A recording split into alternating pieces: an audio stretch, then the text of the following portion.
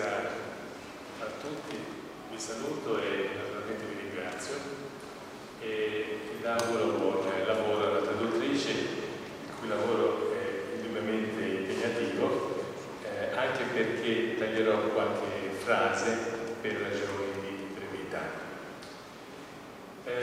Inizio la mia conferenza con due immagini. Questa che vedete è Vinci, con un paesaggio che evoca quelli di Leonardo. La seconda immagine è l'ingresso al Museo Ideale di Leonardo da Vinci, sempre nel paese natale di Leonardo, e sopra si vede la biblioteca leonardiana con il museo leonardiano.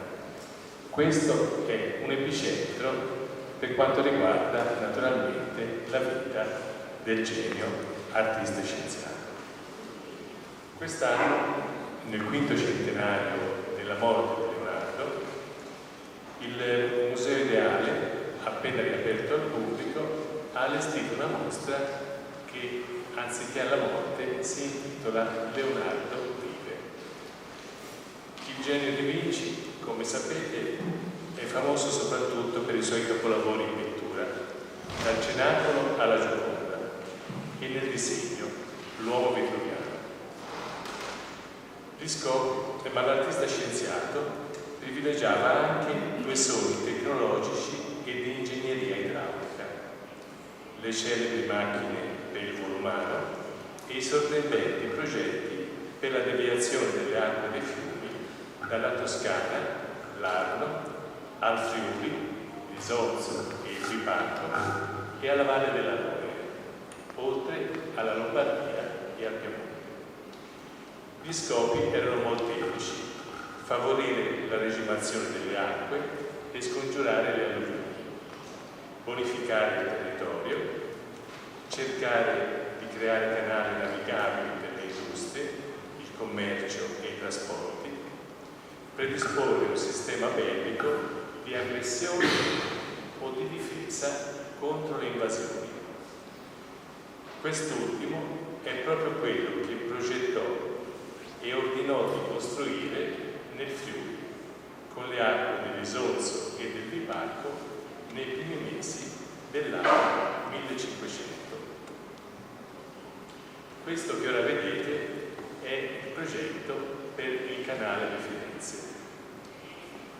Giorgio Vasari affermava nelle vite che Leonardo fu il primo, ancora giovinetto, a discorrere sopra il fiume dell'Arno per metterlo in canale da Firenze a Pisa e fino al mare.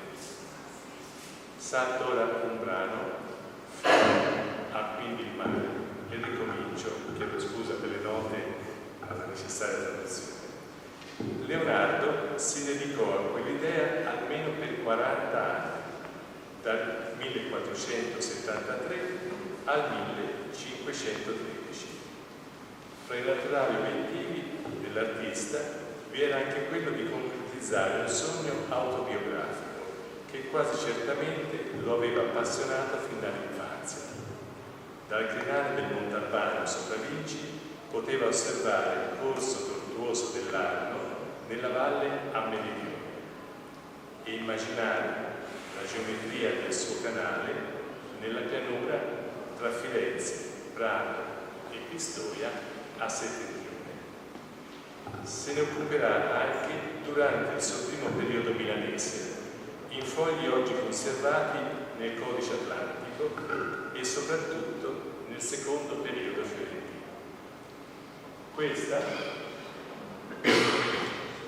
Questa immagine, per esempio, può ricordare ad alcuni di voi una somiglianza, quella che accennerò più avanti, con il progetto di Max Fabian proprio per questo territorio intorno a Ripalco nel XX secolo. Vedete i canali che si sovrappongono. Leonardo progettava per questi suoi piani grandiose macchine escavatrici e il modo di forare un monte e fare gallerie, verso il 1494 e sistemi di chiuse per superare con le imbarcazioni notevoli dislivelli. Si interessò anche, in questa deviazione dell'Arno, ad allontanarla dalla città di Pisa per uno scopo strategico militare. Progetti e lavori del 1503 e 1504 per la deviazione delle acque dell'Arno lontano da Pisa verso lo stagno di Livorno evidenziano un cambiamento radicale per Leonardo con obiettivi di guerra anziché di pace, non per inondazione o assalto con artiglierie, bensì per privare dell'acqua la città assediata dai fiorentini e costringerla alla resa. Una vicenda storica precedente si riferisce invece alla strategia che Brunelleschi, il geniale architetto della cupola del Duomo di Firenze, mise in atto dal 5 marzo 1430 per vincere la resistenza di Lucca già assediata dall'esercito fiorentino. Vi collaborarono altri grandi artisti come Donatello e Michelozzo, ma l'impresa si concluse in maniera disastrosa per i fiorentini a causa di una serie di errori nelle procedure militari, piuttosto che in quelle ingegneristiche. Mancò quel che sottolineerà Leonardo, un'azione tempestiva e coordinata. Nel manoscritto B, databile al 1487, Leonardo scrive infatti: modo di lasciare un impeto d'acqua addosso a un esercito e ponti e mura di città. Se tu volessi allagare un campo o rompere muri senza bombarde, se tu hai comodità di un fiume, fa come è di sopra figurato e delinea il progetto di un corso d'acqua creando una diga con pali e tavole con diverse cateratte da aprire simultaneamente a un colpo di fucile per creare un'impetuosa forza. Nell'elenco di argomenti per un suo trattato delle acque menziona libro da battere gli eserciti con l'ebito dei fiumi fatti dalle acque, libro di allagare gli eserciti con gli serramenti delle bocche delle valli. È già un'anticipazione del progetto di Leonardo per il fiume. Leonardo nel marzo del 1500 in Friuli, in quella che è oggi la Slovenia, elaborò un progetto simile ma difensivo che prevedeva la costruzione di una diga e l'impiego delle acque per inondare la valle dell'Isonzo e del Bipacco, sua affluente, e impedire quindi l'invasione dell'esercito turco. Fece realizzare un serraglio mobile che ricorderà ancora nei suoi ultimi anni in Francia, verso il 1517, nel Codice Atlantico e nel Codice Arturico. Contava di assecondare l'impeto delle acque, prevedeva pescarie durevoli e salvatiche, che per lui significava fatte per salvarsi, e pensava al modo per mutare sito a fiume, cambiare la posizione del fiume. Per l'episodio di Pisa, in Toscana, il 20 agosto 1504, Soderini e Machiavelli decretarono l'inizio dei lavori circa il deviare l'Arno per la costruzione di una diga che ostruisse il fiume e lo deviasse lontano da Pisa in due canali verso il mare. Ma se il 22 agosto 1504 si mise mano a volgere Arno verso Livorno, già il 26 ottobre l'impresa era fallita. Scriverà Muratori che il fiume si rise di chi gli voleva la legge, si prese gioco di. Basati Giardini considerarono ghiribizzi questi progetti di Leonardo come scherzi. Tuttavia, come ho evidenziato nel tempo, il tracciato di quel canale da Firenze a Montecatini corrisponde a quello dell'autostrada Firenze-Mare e della ferrovia, mentre il canale a Monte di Pisa verso Livorno sembra precorrere lo sgormatore dell'Arno della seconda metà del Novecento. Le intuizioni del Vinci avevano fondamenti logici e futuri.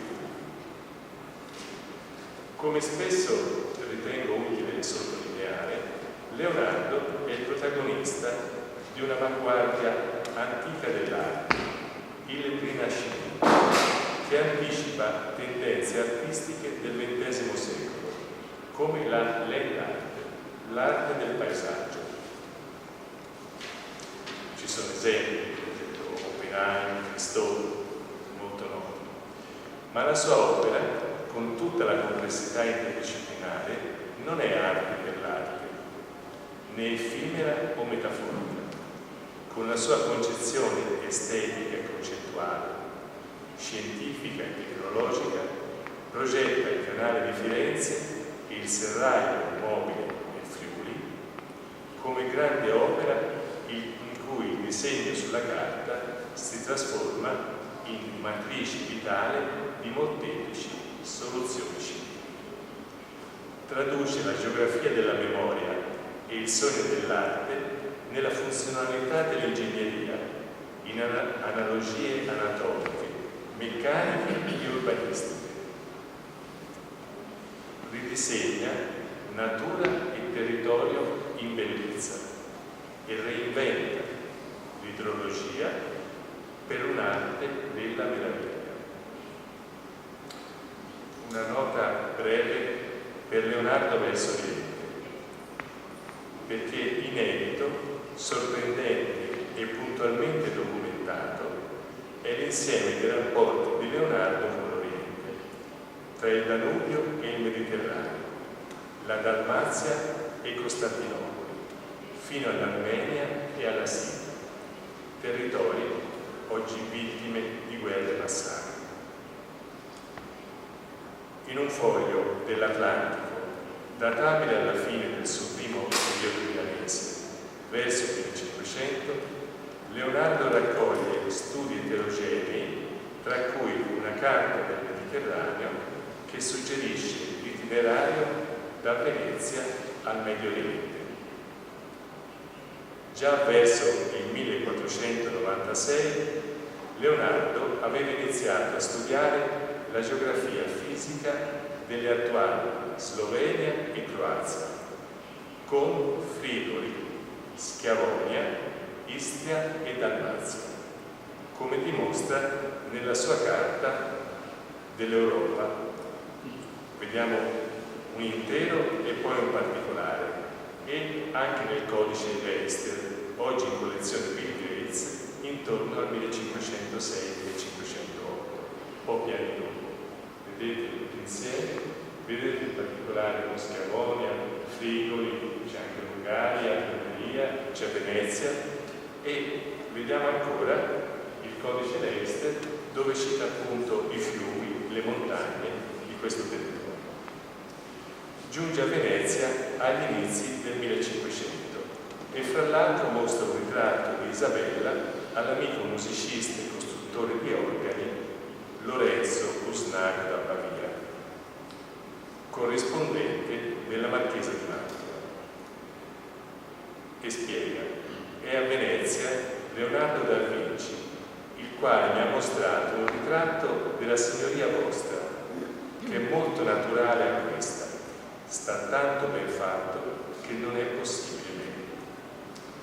A proposito della città lagunare, capitale dell'editoria e della cultura del Mediterraneo, Leonardo ricorda di aver veduto molti e di vari paesi essere della loro puerile credulità essersi condotti alla città di Venezia con grande speranza di guadagno e fare mulini in acque morte, che non potendo con molta spesa muovere tale macchina, erano costretti a muoversi loro in fuga per allora salvarsi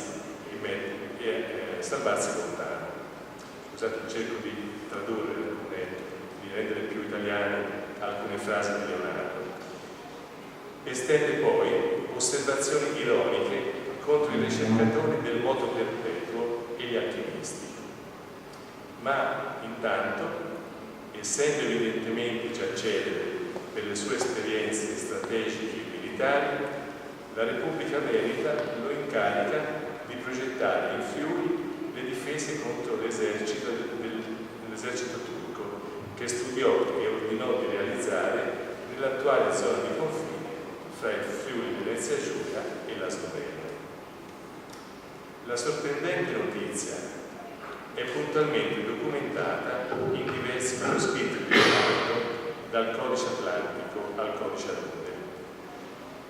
L'artista scienziato si recò a Gradisca e a Gorizia, sulle rive dell'Isonzo, il fiume che scorre in parte in Slovenia, come ben sapete, in parte in Italia, dove sfocia nell'Adriatico, e anche del Bipalco, che sapete ancora meglio essere un affluente che nasce e scorre nel territorio dell'attuale Slovenia per poi confluire nell'Isonzo presso Salugna.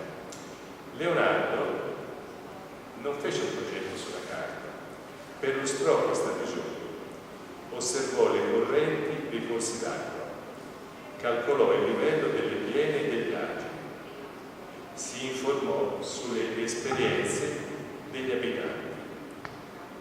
Pochi uomini, con l'aiuto di questo fiume, valgono per molti, e questo è un bellissimo apprezzamento nei confronti della popolazione di questa regione.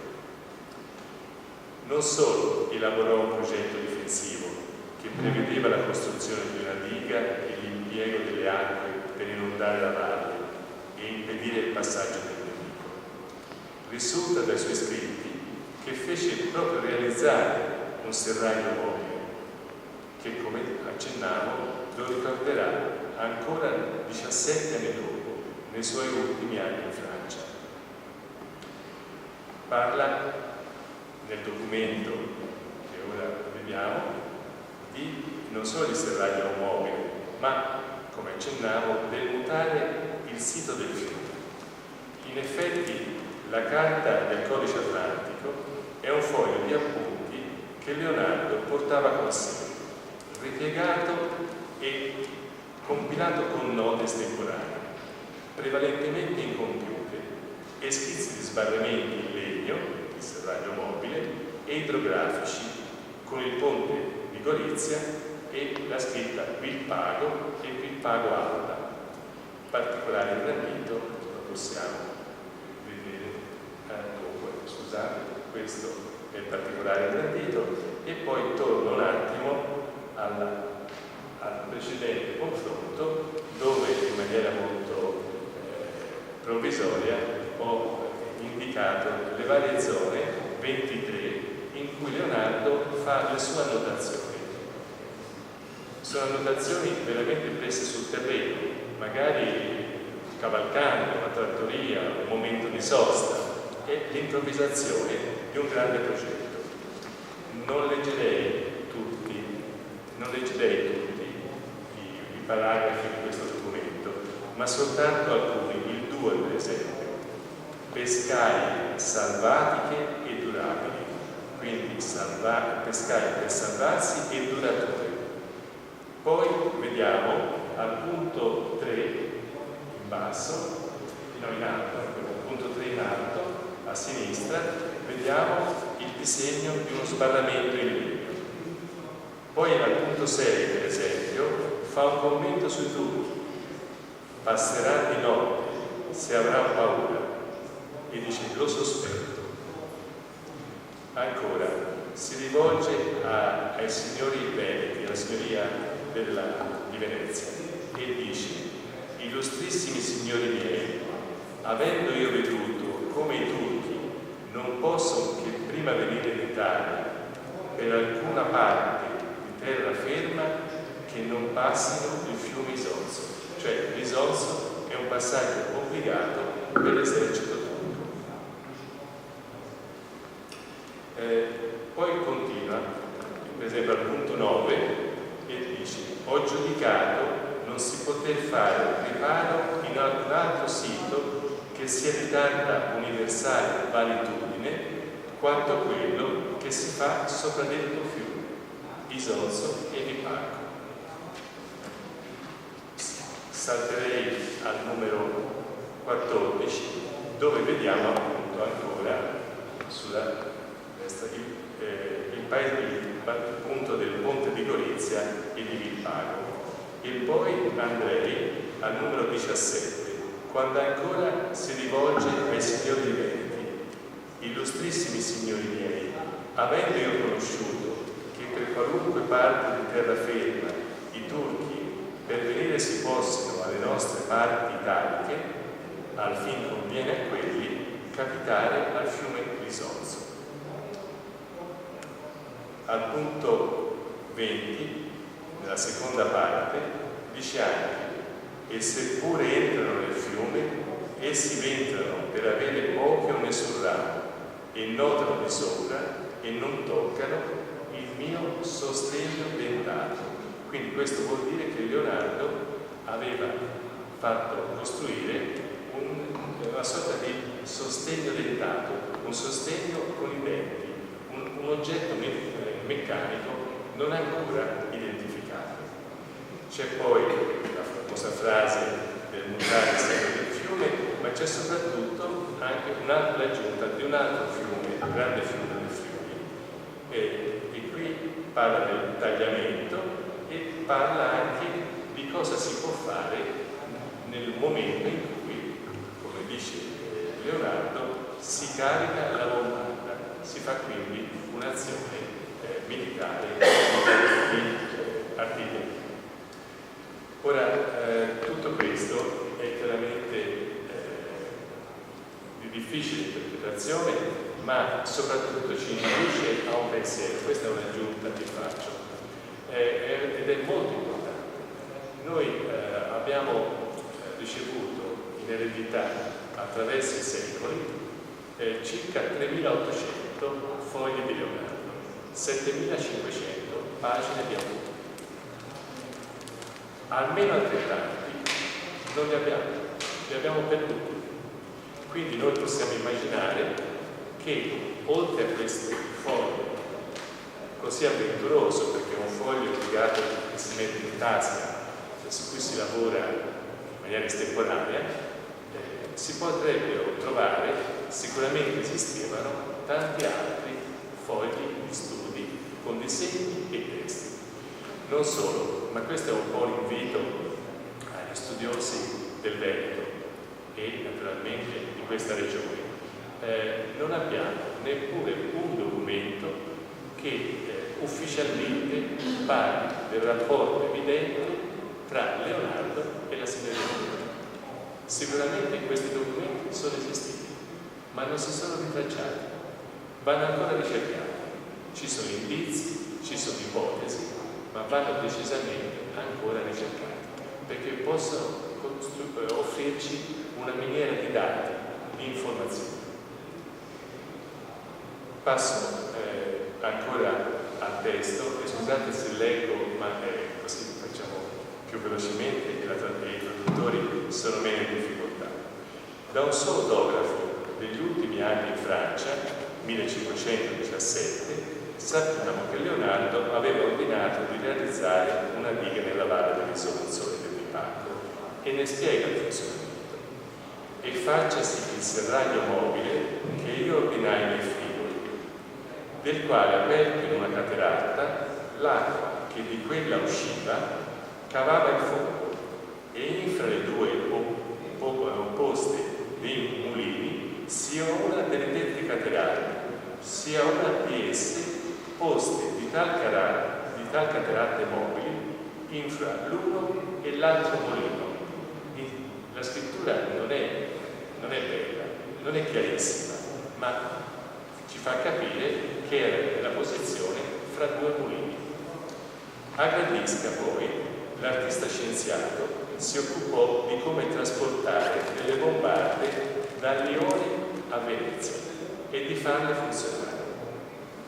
Bombarde da Lione, città francese, a Venezia, col modo che ho detto a Gradisca del Friuli. Un possibile disegno, scusate, questo è il foglio del periodo francese. Bisogna pensare che siamo a 2 anni dalla morte di Leonardo e questo pensiero, questo ricordo lo ossessiona. Un possibile disegno di un torrione per l'ingresso alla cittadella di Gradisca, forse, si trova nel foglio 130 verso del Codice Atlantico. Questa è una ricomposizione ed è soltanto un'ipotesi, una delle tante ipotesi che dobbiamo portare avanti. Fra l'altro, Carlo Pedretti ha segnalato una nota nella pagina semplicemente della guida del Touring Club italiano in riferimento a Gradisca e dice la guida: castello eretto nel secolo XV dal Contrini con la collaborazione di Leonardo da Vinci per ordine del Senato Veneto. Un'affermazione dubbia, un'ipotesi, ma che merita di essere verificata e approfondita con altri riscontri. Certo, il periodo in Friuli fu breve. Il 13 marzo 1500 Leonardo era comunque ancora sicuramente a Venezia, ma il 24 aprile era già a Firenze, dove depositò 50 fiorini nella sua banca.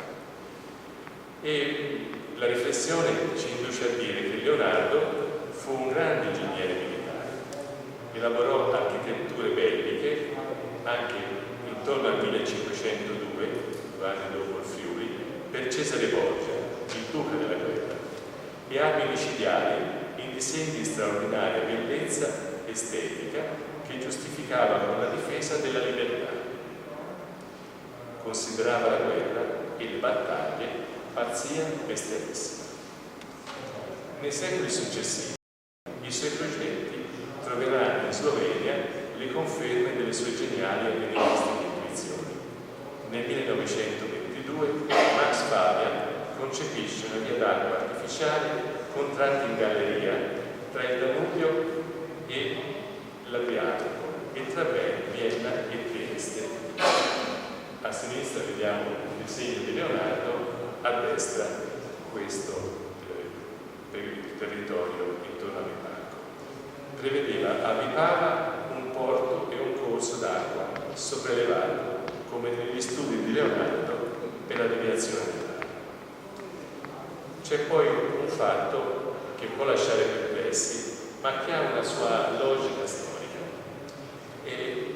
Verso l'anno 1500, nel Codice Atlantico, Leonardo descrive il suo sogno di un viaggio in Oriente, dalla Turchia all'antico Egitto.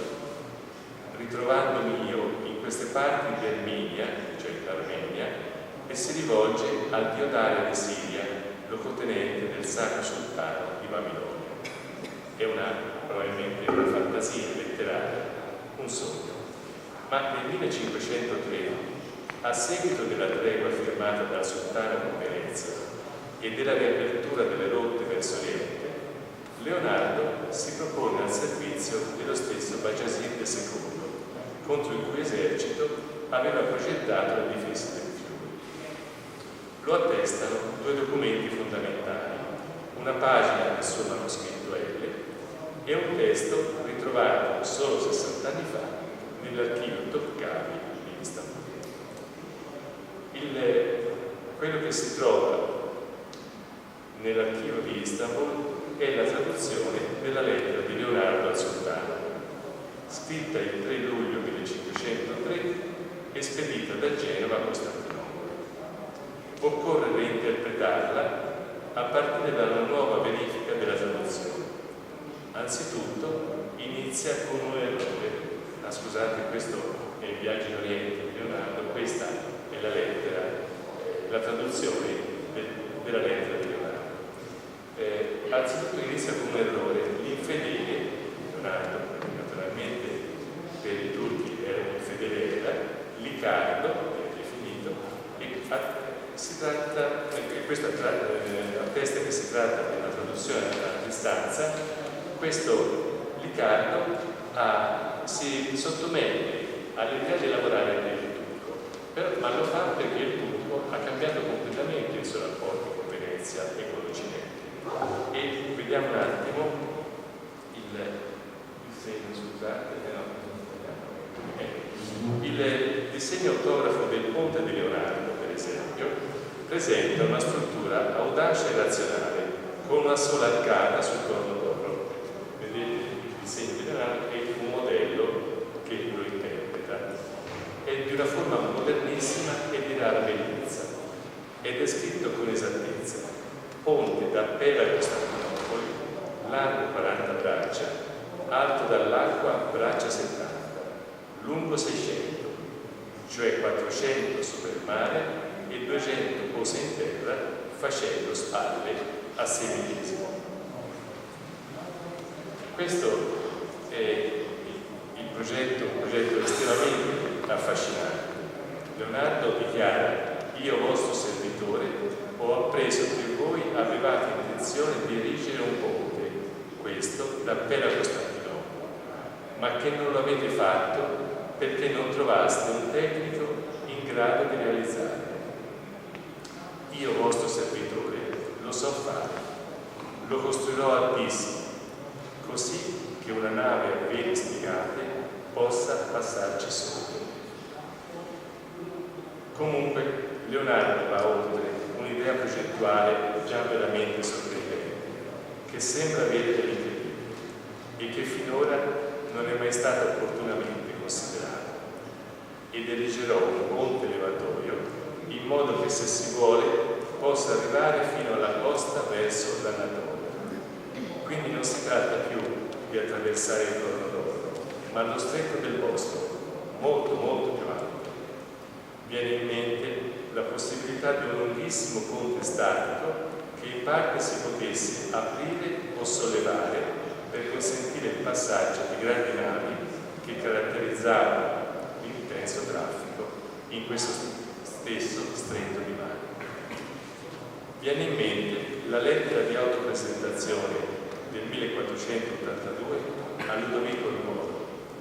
Come in quel caso non abbiamo un autografo di Leonardo, si tratta comunque di due testi attendibili in cui Leonardo non si propone per quella che è la sua principale e conclamata attività di ingegnere, di artista, bensì privilegia quella di ingegnere tecnologo. Vuole compiacere le attese del possibile mecenato. Lo Sforza aveva necessità di armi, di architetture e del monumento alla gloria del padre. Il sultano sembrava voler realizzare opere di grande utilità civile e non di arte figurativa, che non era così. Ma non era più il conquistatore nemico di Venezia. E anche Michelangelo Buonarroti fu interessato alla progettazione del ponte di Costantinopoli. Concludo abbreviando alcuni passaggi e giungendo ad Amboise, l'altra città che è in grande rapporto con Vinci e pensiamo di Papa. Dall'autunno del 1516 Leonardo, con la qualifica di primo pittore, ingegnere, architetto del re, è ospite di Francesco I in Francia, presso la corte di Amboise. Nel 1517 si reca con Francesco I, scusate un attimo perché ho saltato quel testo e purtroppo ho fatto un pochino di confusione, mi perdonerete.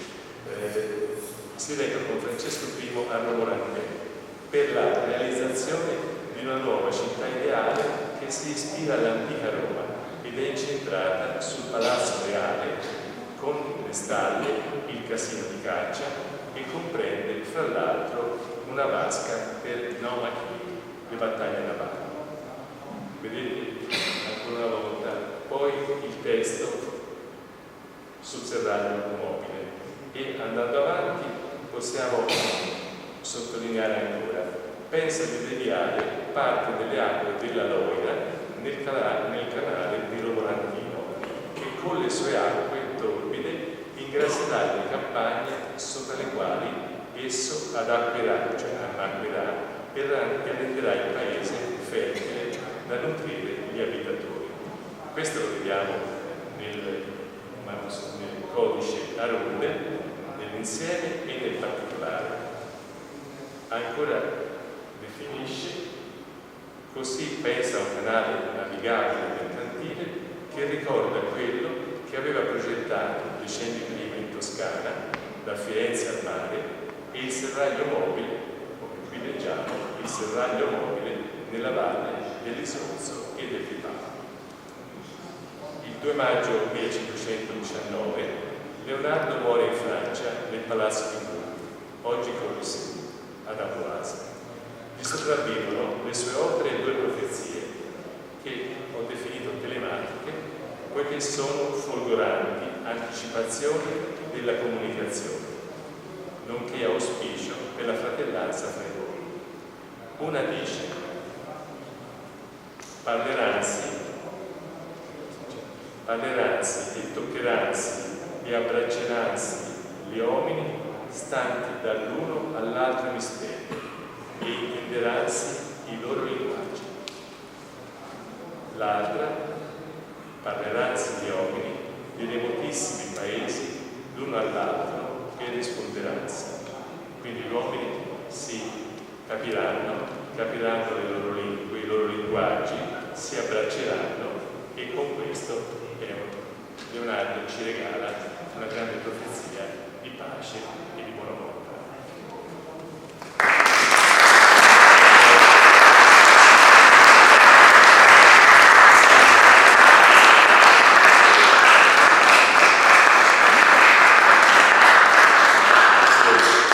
Ringrazio i traduttori.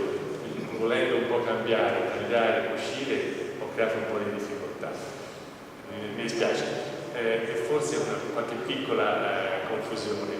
Per me è più facile parlare che leggere. Se qualcuno ha delle domande, sono ben disponibile per dare risposte.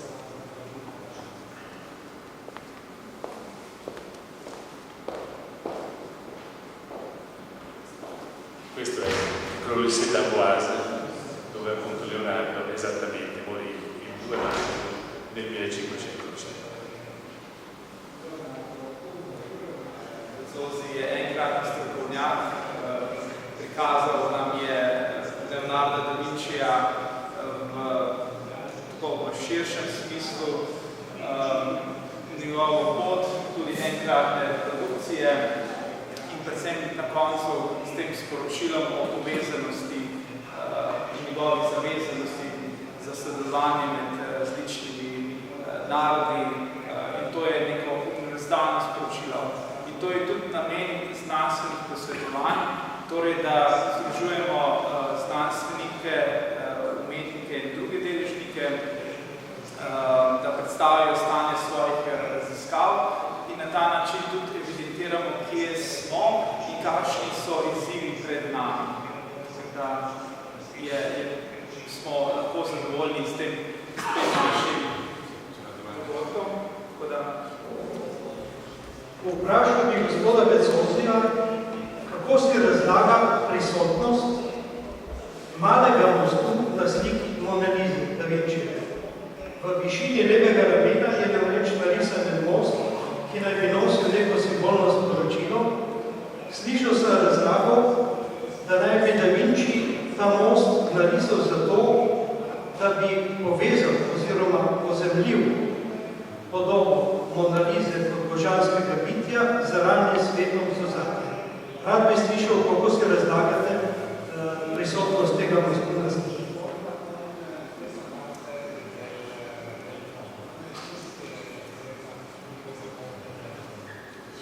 Allora, prima di tutto Leonardo ha progettato ponti durante quasi tutta la sua attività di artista ingegnere e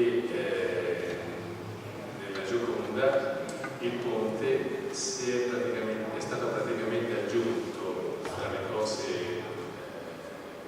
non prime, tra le cose quasi ultime, con un significato che in parte è critico, cioè come quasi sempre l'arte ha un margine di mistero, ma comunque il ponte ha un significato di unione, un significato di passaggio, e quindi sulla sinistra c'è un sentiero che si monta nella valle, sulla destra c'è l'elemento ponte.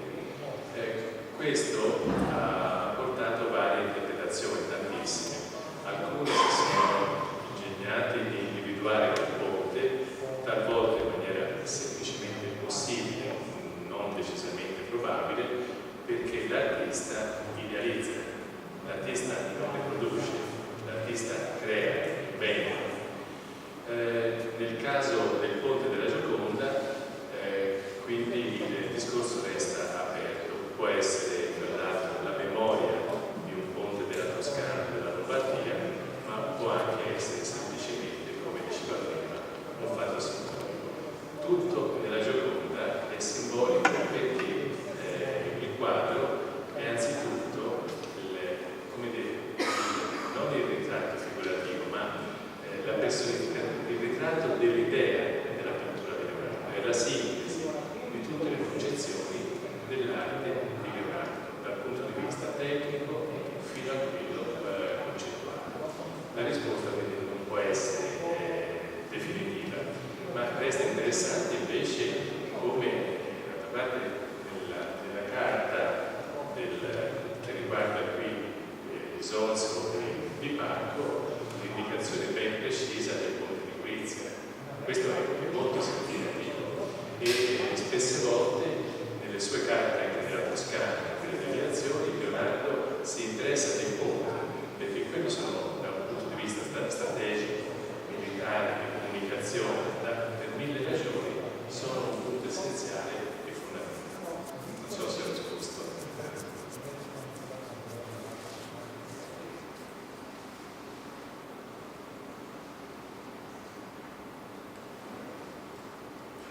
Še morda kakšno vprašanje?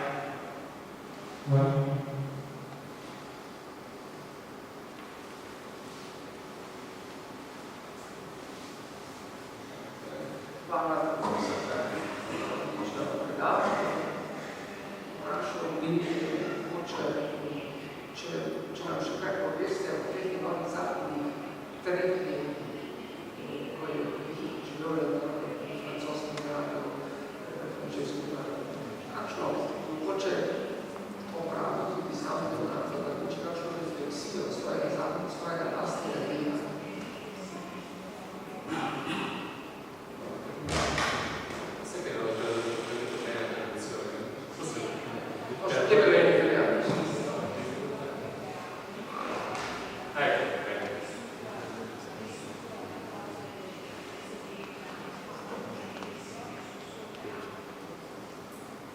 Quando ha vissuto alla corte di Francia,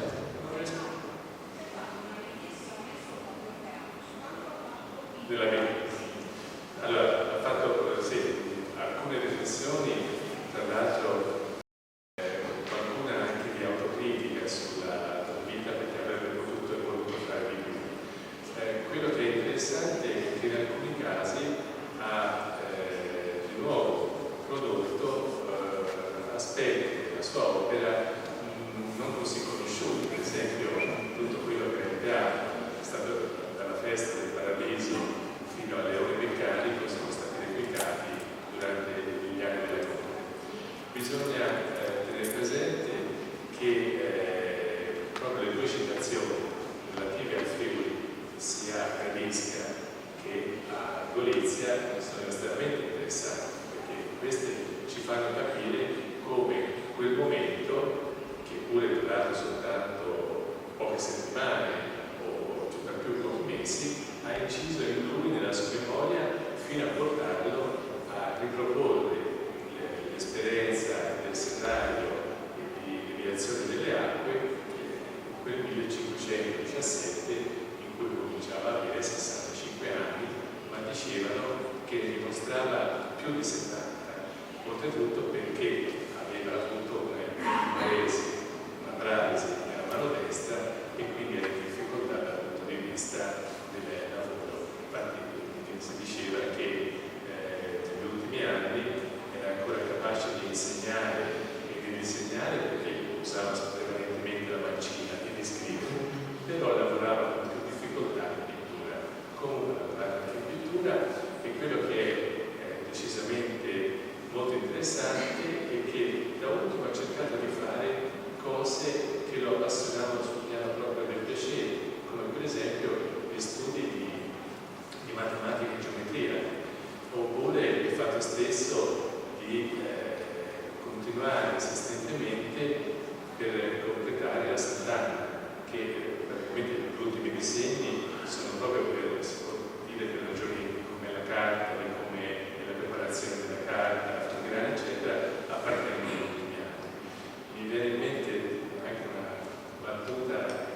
leggerezza.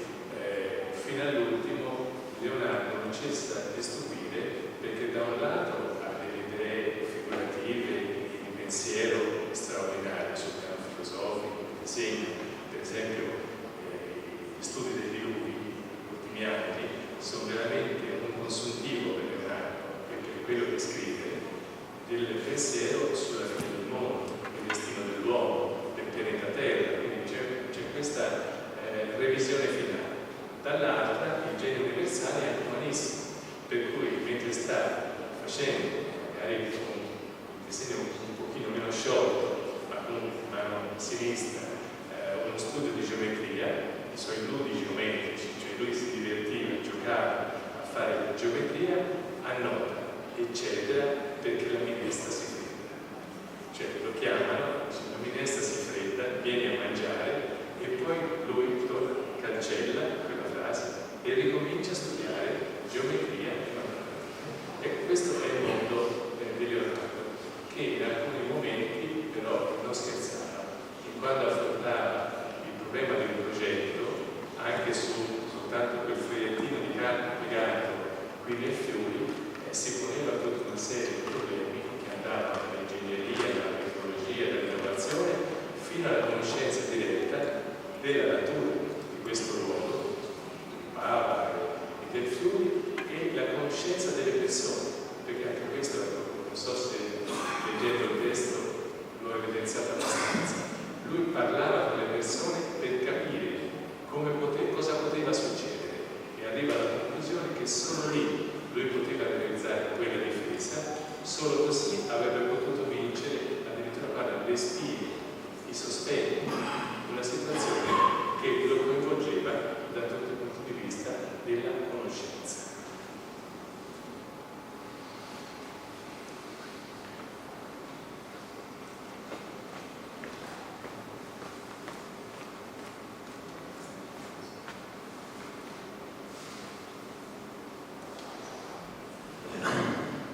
Gospod profesor, čisto marginalno vprašanje, ki za vas mogoče ni pomembno za moje delo. Vmes omenili ste v svojem predavanju, da je nameraval potovati tako preko Sklavonije in v Dalmacijo, nekaj takega. Namreč zanima me termin Sklavonija, ker to se v tem času nanaša na slovenske države. In zato bi bil ta podatek seveda, pa ga čez čas pošljete kolegu Željku, za nas izjemno dragocen, ker vemo, na primer, da Trubar, ki je živel približno v tem času, on še govori tudi v slovenskih državah. Sklavonija, Sklavenija, Sklavonija, to so pravzaprav izrazi za prostor, ki ga ne sklepimo v Slovenci.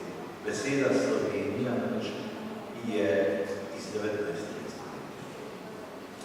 Sì, ecco, allora questo è uno dei casi in cui, come dicevo prima, è bello sperare di fare nuove scoperte, nuovi fogli, perché Leonardo in alcuni casi fa delle geografie esattissime.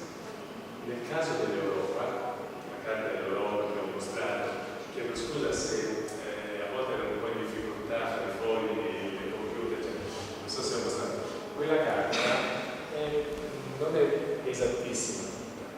Certo, quando parla di Schiavonia, Slovenia, di riferimento anche alla Schiavonia, eccetera, ecco, lì è sicuramente leggibile, quindi il riferimento è assolutamente determinato. Però ecco, non è del tutto, questo non significa che lui abbia fatto quel percorso, probabilmente pensava di farlo perché in altre carte l'indicazione tra Croazia, per esempio, e Slavonia è un po' più incerta, a volte c'è Frigoli, c'è Dalmazia, c'è dei riferimenti alla Romania, c'è dei riferimenti a montagne che si sono perdute, quindi è un tema senza ancora da approfondire, sperando di nuove riscoperte. Devo dire anche che sono argomenti che fa molto piacere, io che accennavo prima della conversazione, della conferenza, che mi fa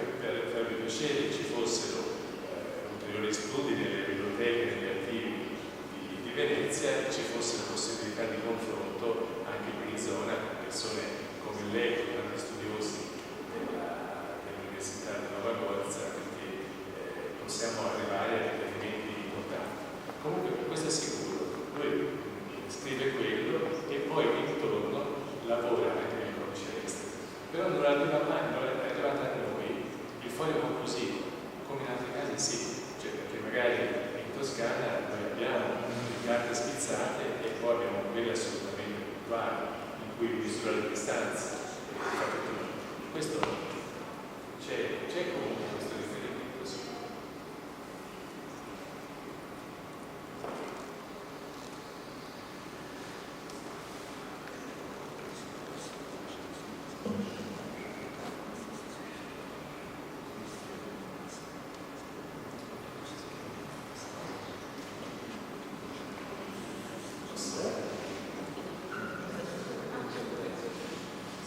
Io vi ringrazio dell'attenzione, mi scuso se forse non ho esposto con l'ordine che avrei voluto tutti gli argomenti, ma sono tutti argomenti